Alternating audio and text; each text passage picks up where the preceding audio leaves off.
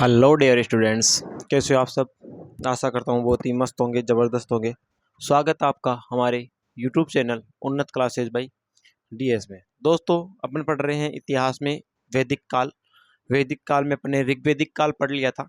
आज का जो अपना टॉपिक रहेगा वो रहेगा बच्चों आपका उत्तर वैदिक काल। और उत्तर वैदिक काल कब से शुरू होता है, कब से कब की इसका जो कालावधि मानी जाती है वो कितनी मानी जाती है, क्या क्या इसकी खासियत थी या क्या क्या इसकी विशेषताएं रही, इन सारे बिंदुओं के बारे में अपन अध्ययन करेंगे। तो अपन ने जो लास्ट क्लास में जिन चीजों का अध्ययन किया बच्चों, वो किया था अपन ने इसके आपके वैदिक काल की। किसके बारे में बात की थी बच्चों अपन ने?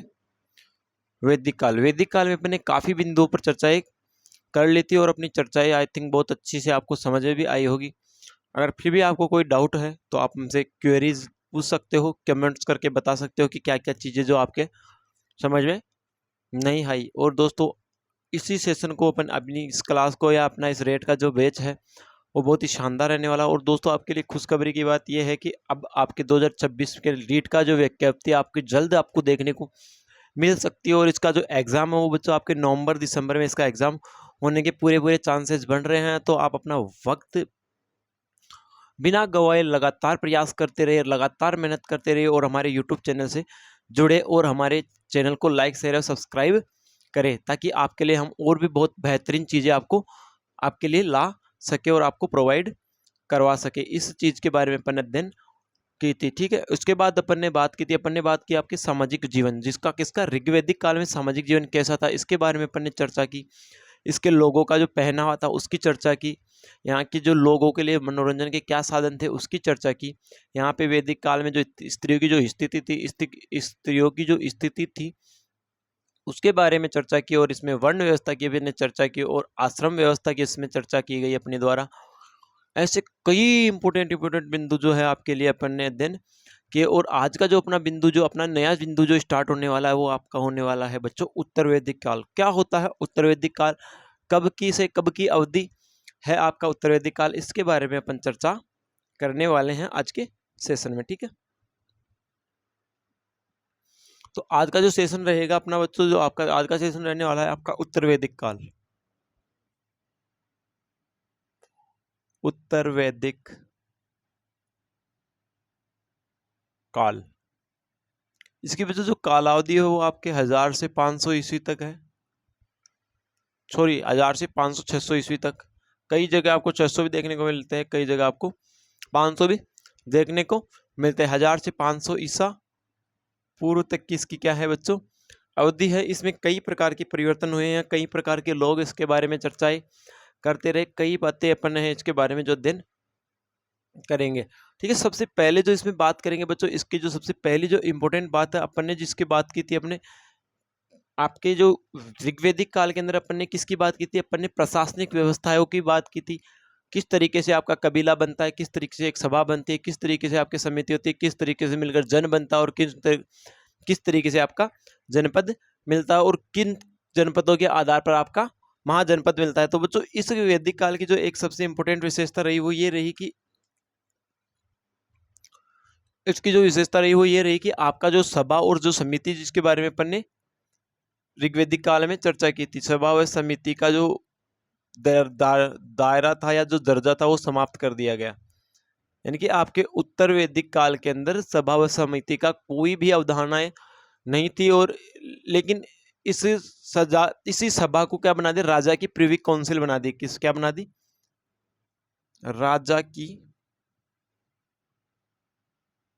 Privy council. यानी कि इसमें राजा से संबंधित कई इंपोर्टेंट अधिकारियों को नियुक्त किया गया, जो इसके बारे में राजा को राय देते रहते हैं, ठीक है।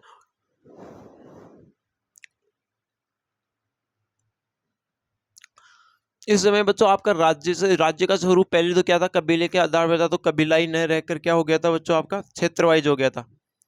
कबीलाई न रहकर कैसा हो गया था आपका क्षेत्रवाइज, ठीक है। कबीलाई न रहकर कैसा हो गया था, क्षेत्रवाद हो गया था। और इसके बाद किसकी भावना, क्षेत्रवाद की भावना ने जन्म लिया। और क्षेत्रवाद की भावना जैसे ही आई, क्षेत्रवाद की भावना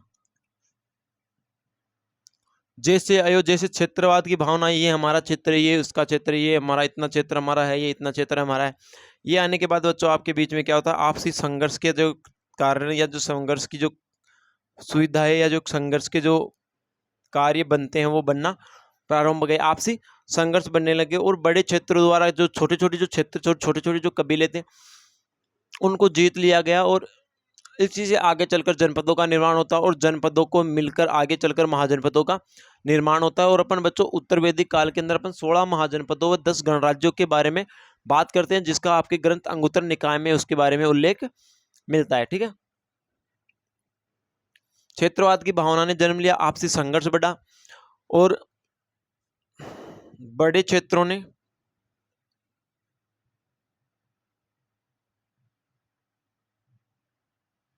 छोटे क्षेत्रों पर क्या कर लिया बच्चों, आपके कब्जा कर लिया।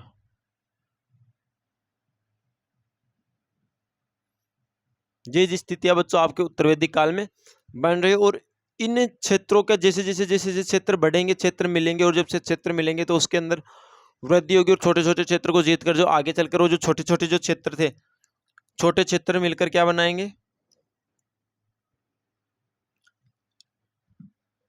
जनपद जनपद बनाएंगे और जनपद मिलकर आपके क्या बनाएंगे बच्चों, महाजनपद बनाएंगे। इस तरीके से बच्चों इसके अंदर आपके उत्तर वैदिक काल की व्यवस्थाएं होती है। और उत्तर वैदिक काल में बच्चों इसके अंदर आपके उत्तर वैदिक काल में आपको 16 तो महाजनपद देखने को मिलेंगे और आपके 10 जो देखने को मिलेंगे बच्चों, आपके 10 गणराज्यों का उल्लेख मिलता है। ठीक है, 16 महाजनपद 10 गणराज्य मिलता है। और बच्चों उत्तर वैदिक काल के जो लोग थे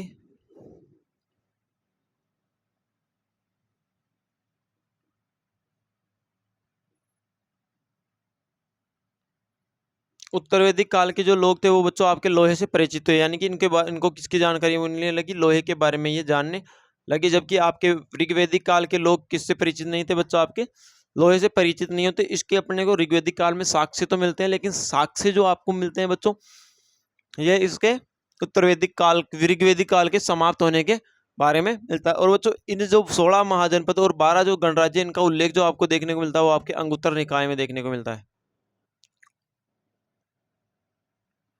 अंगुत्तर निकाय में ये चीज देखने को मिलती है, जिसके बाद जिसके से अपने को ये जानकारी मिलती है कि यहाँ 16 महाजनपद और 10 ज्ञान राज्य थे। ठीक है, और इसी के आधार पर धीरे धीरे जब ये उत्तर वैदिक काल में लोग सोने से परिचित, लोहे से परिचित हुए, लोहे से परिचित होने लगे और जैसे जैसे पानी, जैसे अपन कहते हैं गंगा नदी का बढ़ता गया और उसमें क्या कि कटाव बढ़ता गया और नदी के 2 आपका क्षेत्र तक हो गया। ठीक है, क्या होता है, गंगा यमुना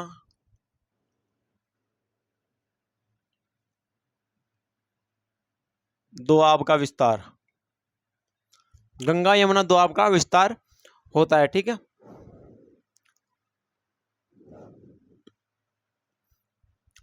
फिर धीरे धीरे और आगे विस्तार हुआ तो बच्चों आपके यहाँ के जो लोग थे वो राजा को क्या मानने लगे, देवत्व रूप में मानने लगे, यानी देवता मानने लगे। राजा के प्रति लोगों की कैसी भावना आ गई, देवत्व। राजा को ही लोग क्या मानने लगे, भगवान मानने लग जाते हैं। और इसके आधार पर प्रशासनिक संगठन जो है ये एक सुव्यवस्थित तरीके से संचालन प्रारंभ हुआ, जिसमें आपके रथकार से लेकर पटरानी तक के लोग शामिल थे, यानी कि एक रथ चलाने वाले से लेकर एक राज्य के अंदर जो रानी जो की जो दासिया या राजा के रानी की जो दासिया होती है उन सबको शामिल किया गया, जिन्हें क्या कहा गया, आपके रत्नेन कहा गया। सुव्यवस्थित प्रशासन,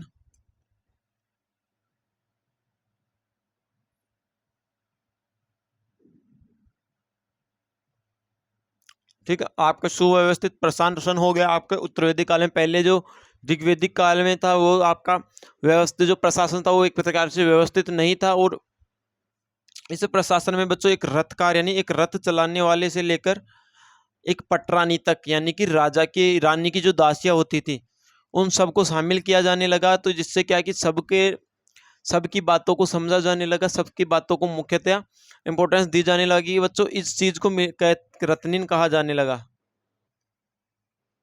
ठीक है, इस चीज को क्या कहा जाने लगा बच्चों, आपके रत्निन कहा जाया गया। और इसी के साथ में बच्चों भक्ति भाव में देखे तो यहाँ पे राजसूय यज्ञ का प्रचलन होने लगा।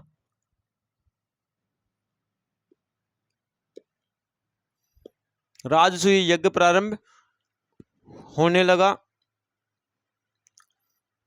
इसमें होता क्या कि राजा रत्निन के घर जाकर क्या करता था, यज्ञ संपादन करता, जिसे रत्निकर कहा जाता था।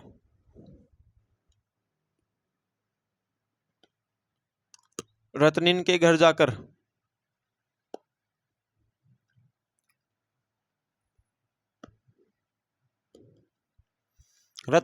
जाकर यज्ञ करना प्रारंभ हो गया, जिसे रत्निकर कहा जाता था। इसमें वार्षिक वर्ग, व्यावसायिक जो वर्ग था उसको रत्निन के अंदर शामिल किया गया।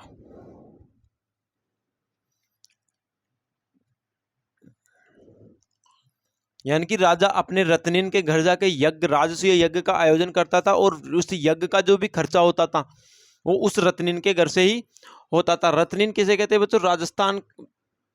रत्निन कहते हैं राजा के जो प्रशासन में जो सहायता देने के लिए जो प्रमुख, जो उसके सहयोगी का जो समूह था।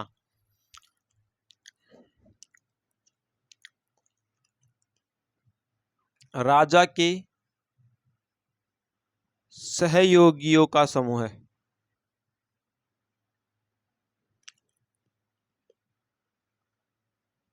राजा के सहयोगियों का समूह का कहलाता था बच्चों आपके रत्निन कहलाता था। और राजा समेत टोटल 12 रत्निन होते थे।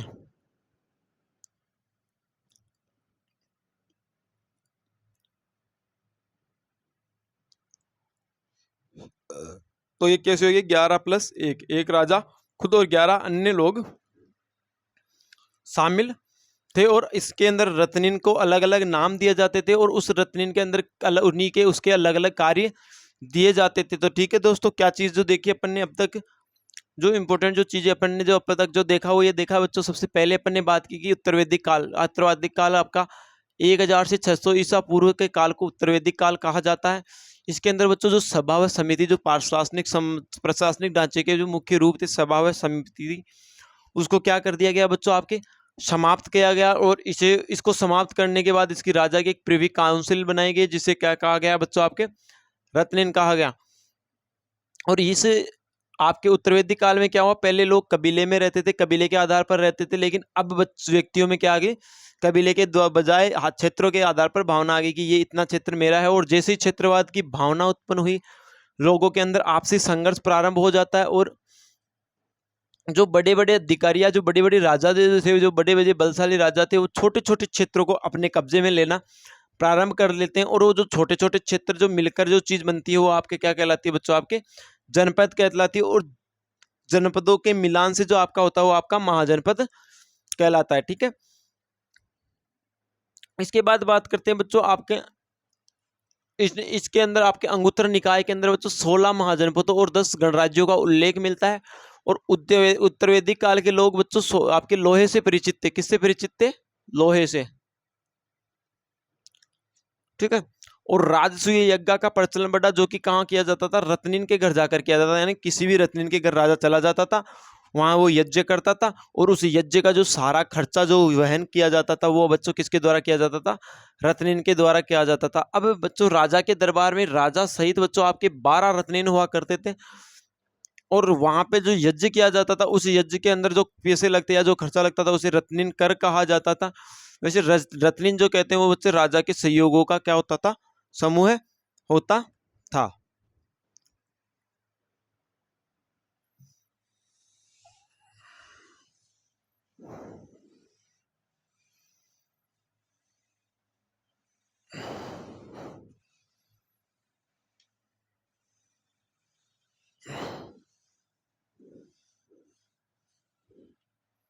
ठीक है, आगे अपन बात करेंगे बच्चों रत्निन के नाम क्या क्या हैं और क्या क्या कार्य इनके द्वारा कराए जाते हैं। तो एक सारणीबद्ध तरीके से पढ़ेंगे अपन। एक तरफ लिखेंगे रत्निन का नाम और रत्निन का कार्य या काम। ठीक है, सबसे पहला जो रत्निन होता था वो बच्चों आपके राजा खुद होता था, जो कि राजा के समूह में था। राजा होता था जिसे क्या कहा जाता था? सम्राट कहा जाता था। सम्राट, राजाधिराज, महाराज पधार रहे हैं, यही बच्चों आपके सर्वे सर्वा होता था। यही सर्वोच्च अधिकारी होता था। यानी कि सम्राट के पास संपूर्ण वो अधिकार थे जो एक शासन को चलाने के लिए उपयोगी हैं। दूसरा जो रत्नीन थे बच्चों आपके पुरोहित होते थे।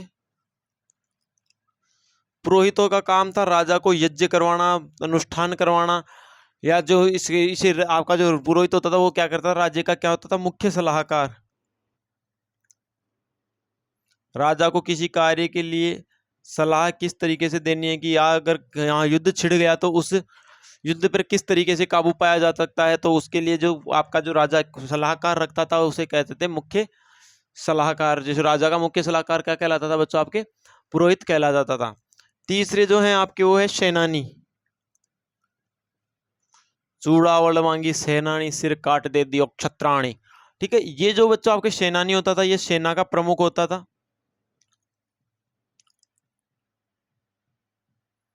ठीक है, सेना का प्रमुख होता था और यह युद्ध और लूट के अंदर इसका हिस्सा होता था। युद्ध की लूट के अंदर हिस्सा।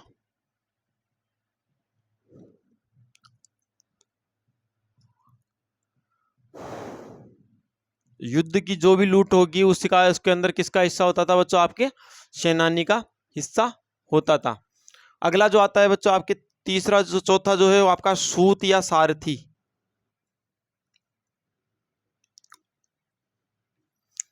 सूत या सारथी जो राजा का जो प्रमुख रथवान होता था, रथवान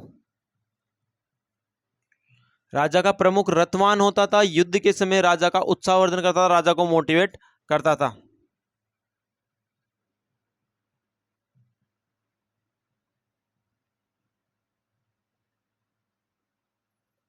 राजा का उत्साहवर्धक करता था। उसके बाद आता था आपके पांचवा जो अधिकारी आता था या पांचवा जो रत्नीन आता था उसे कहा जाता था ग्रामणी, जो कि एक गांव का या एक गांव का क्या होता था, मुखिया होता था। गांव का मुखिया कौन होता था बच्चों, आपके गांव का मुखिया होता था आपके ग्रामणी।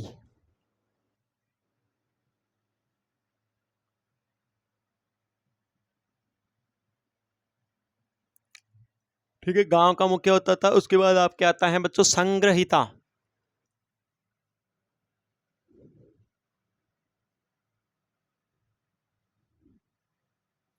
संग्रहिता, संग्रहिता का क्या बस क्या होता था, या इसे एक प्रकार से इसे अपन क्या कह सकते हैं, कोषाध्यक्ष कह सकते थे। ये राजा के आय और व्यय का सारा लेखा जोखा रखता था। क्या कहलाता था, संग्रहिता, कोषाध्यक्ष।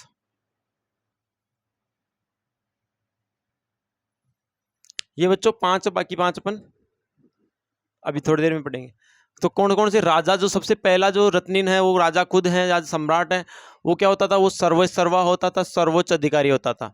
फिर बाद में दूसरे नंबर पे आता आपका पुरोहित, जो राजा का क्या है बच्चों, मुख्य सलाहकार होता था। तीसरा आता है सेनानी। सेनानी क्या होता है, सेना का प्रमुख होता था। और जो भी युद्ध किया जाता था उसके अंदर, या जो युद्ध किया जाता था या युद्ध के आधार पर जो लूट की जाती थी उसके अंदर इसका क्या होता था बच्चों, आपके हिस्सा होता था। किसका, सेनानी का।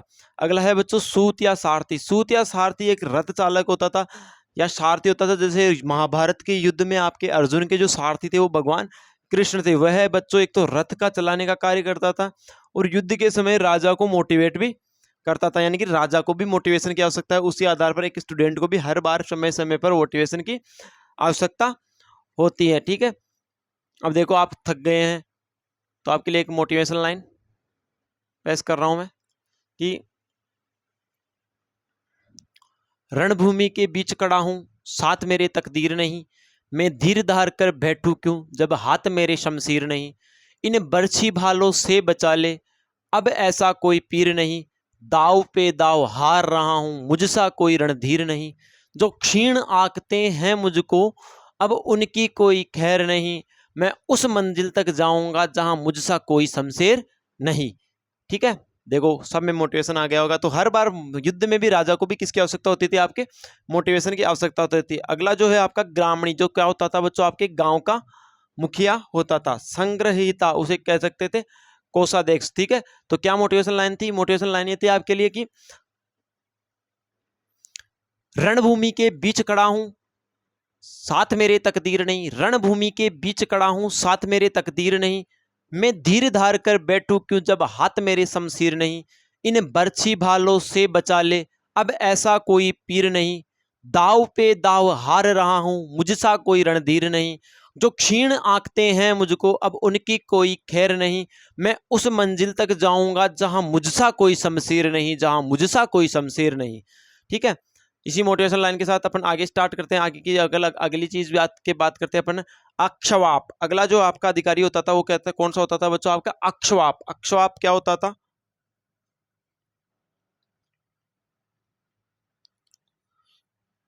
अक्षवाप जो होता था वो बच्चों आपके पासे का जो खेल होता था उसमें जो राजा होता था, जब वो जो पासे का खेल किया जाता था उसका जो राजा का जो सहयोगी होता था या राजा का जो सहयोग करता था वो आपका होता था पासे के खेल में सबसे प्रमुख सहयोगी राजा का क्या होता था बच्चों, अक्षवाप होता था। और उसके पास पासा विभाग क्या था, या पासा विभाग का अध्यक्ष भी इसको कह सकते हैं। ठीक है, पासे के खेल में राजा का प्रमुख सहयोगी,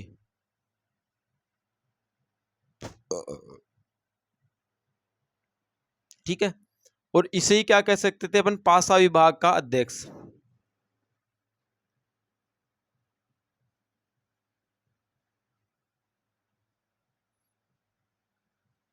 ठीक है, इसे क्या कह सकते थे अपन, पासा विभाग क्या अध्यक्ष भी कह सकते थे। ठीक है, तो बच्चों अपन ने बात की राजा जो होता है, सम्राट जो होता है वो सर्वोच्च होता था, सर्वे सर्वा होता था, सर्वोच्च अधिकारी होता था। उसके बाद अपन ने दूसरा रत्निन जो होता था वो बच्चों आपके पुरोहित होता था, और पुरोहित जो होता था वो राजा का क्या होता था, मुख्य सलाहकार होता था। फिर आपके आता है सेनानी। सेनानी होता था वो बच्चों आपके सेना का प्रमुख होता था, और युद्ध के अंदर जो भी लूट कर जो सामान लाया जाता था उसके अंदर इसका हिस्सा होता था। फिर अगला बात करते हैं सूत या सारथी, जो कि राजा का रथवान होता था, या जो कि राजा का समय समय पर क्या करता था, उत्साहवर्धन करता था। अगला जो है वो आपका ग्रामीणी, जो इसे क्या कहते हैं कि गांव का मुखिया कहता था। जैसे कि अपने ऋग्वैदिक काल में पढ़ा था कि गांव के मुखिया को क्या कहा जाता है, ग्रामीणी कहा जाता था। अगला जो है वो जो आपके संग्रहिता है, जिसका कार्य क्या था, उसके राज्य के अंदर जो खर्चा जो आय व्यय है उसका हिसाब किताब रखना, तो उसे क्या कहते, वो क्या कहलाता था, कोषाध्यक्ष कहलाता था। अगला जो बात करते हैं बच्चों अक्षवाप। अक्षवाप किसे कहते थे, जब वो पासे का खेल खेला जाता था उसके अंदर राजा का जो प्रमुख सहयोगी होता था उसे अक्षवाप कहा जाता था, या इसे पासा विभाग का अध्यक्ष भी कहा जाता था। ठीक है, अब आगे बात करेंगे अपन अगले रत्निन की।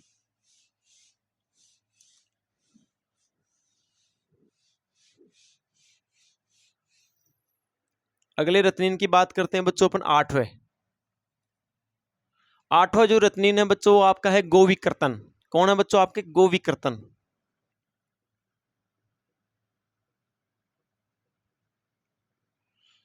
अगला है आपका गोविकर्तन। गोविकर्तन के अगला जो है आपका बच्चों आता है पालागल। 10वां जो है वो आपका है बच्चों आपके तक्षण। 11वां आपके भागदूध।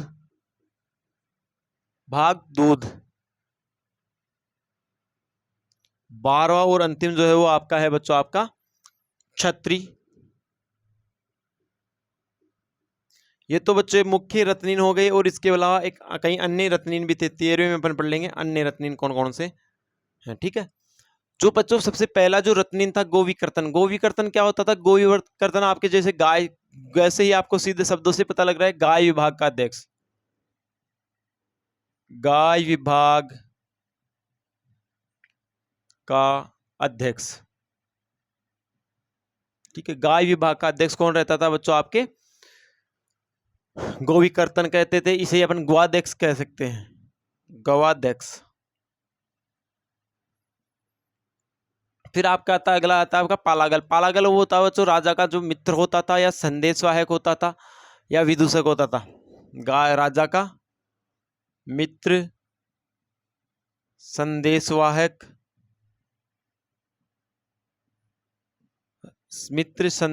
या विदूषक, जो कि राजा के संदेश का आदान प्रदान करता था, उसे क्या कहते थे बच्चों आपके, पालागल कहता था। अगला बात करते हैं अपन तक्षण। तक्षण क्या होता था बच्चों, तक्षण जो होता था वो रथ बनाने का कार्य करता था। रथ बनाने का कार्य करने वाला, राजा के लिए रथ का निर्माण करने वाला जो अधिकारी होता था वो आपका रथ कार्य तक्षण होता था। फिर बात करते हैं अपन भागदूत। भागदूत जो होता था वो आपके राजस्व अधिकारी होता था। भागदूत बच्चों आपके राजस्व अधिकारी।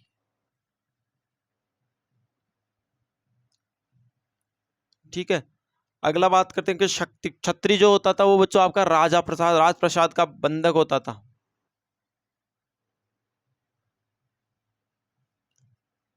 राजप्रसाद का रक्षक होता था, बंधक नहीं बच्चों, रक्षक। ठीक है, इस तरीके से बच्चों आपके 12 मुख्य रूप से 12 जो राजा के जो मुख्य जो राजा के 12 रत्न थे जिन्हें रत्निन कहा जाता था।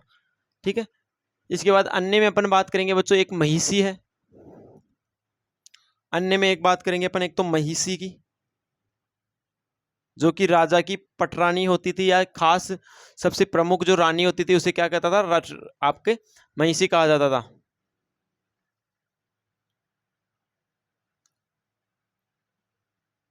ठीक है, उसके बाद आती है आपके अगला जो आता है वो आता है बाबात। ये राजा की प्रिय रानी होती थी, प्रियसी जिसे कह सकते हैं, प्रिय रानी, जिसे राजा सबसे ज्यादा इंपोर्टेंट दिया करता था। ठीक है, अगली जो बात करते हैं, पहली महिषी हो गई, दूसरी बाबात, तीसरी जो आपकी है प्रिवृत्ति, जिसे राजा ने त्याग दिया हो। ठीक है, या उपेक्षित रानी जिसकी राजा उपेक्षा करता हो। उसके बाद बात करते हैं अपन सतीपति।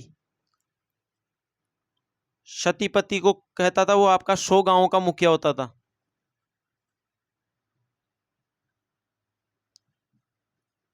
कि राजा के दिन जो भी 100 गांव है उसका जो मुखिया होगा वह आपका क्या कहलाता है, सतीपति कहलाता है। अगले बात करते हैं अपन स्थापति। पांचवा जो है बच्चों आपका स्थापति।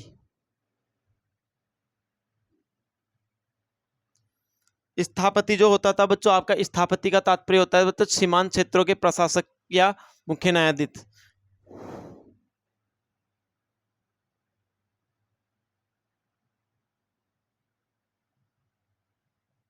मुख्य न्यायाधीश या इसे अपन कह सकते हैं प्रशासक कह सकते हैं।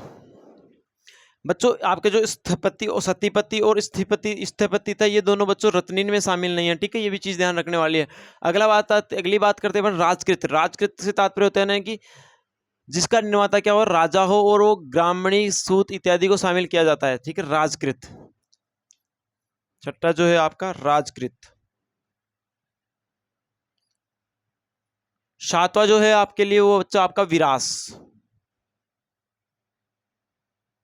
ठीक है, वीरस जो कि राजा के 8 प्रमुख समर्थक होते थे उन्हें क्या कहा जाता था, विरास कहा जाता था। तो ठीक है दोस्तों, आज की इस क्लास में अभी अपन ने जो देखा, पहले अपन ने बाकी 7 की बात करते। 8वां बच्चों आपका जो रत्निन है वो आपका गोविकीर्तन है, जिसको ग्वाध्यक्ष भी कह सकते हैं, जिसे गाय विभाग का जो अध्यक्ष होता था। अगला है बच्चों आपका पालागल, जो कि क्या होता था, राजा का मित्र होता था, संदेशवाहक होता था और विदूषक होता था। अगला है बच्चों तक्षण जो है वो बच्चों रथ बनाने का कार्य करता था, या इसे अपन रथकार भी कह सकते हैं। ठीक है, बागदूत बच्चों राजस्व अधिकारी होता था। क्षत्रिय बच्चों राजप्रसाद का जो रक्षक होता था उससे कहते थे। अन्य के अंदर बात करते हैं, आपके अन्य के अंदर सबसे पहले बात करते हैं आपके महिषी जो होती थी राजा की मुख्य रानी, जिसे कह सकते हैं पटरानी। ये राजा की मुख्य रानी होती थी। बाबात राजा की सबसे प्रियसी या प्रिय नारी होती थी। प्रिवृत्ति ये जो होती थी बच्चों, ये आपके राजा द्वारा उपेक्षित रानी कह सकते हैं इसको, उपेक्षित रानी, राजा द्वारा त्याग दी जाने वाली रानी।